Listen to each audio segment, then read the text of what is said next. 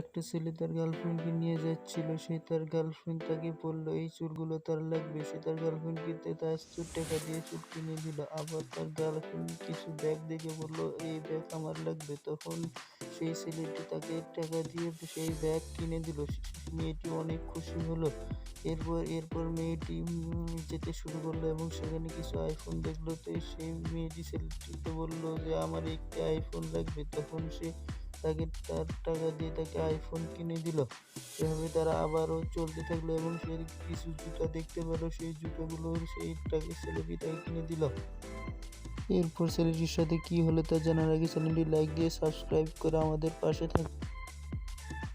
এরপর ছেলেটির সব টাকা ফুরে যায়। মেয়েটি চিন্তা করলো ছেলেটির কাছে কোনো টাকা নেই, এই জন্য তার গার্লফ্রেন্ড তাকে অপমান করে ছেড়ে চলে গেল এবং এতে ছেলেটি অনেক কষ্ট পেল।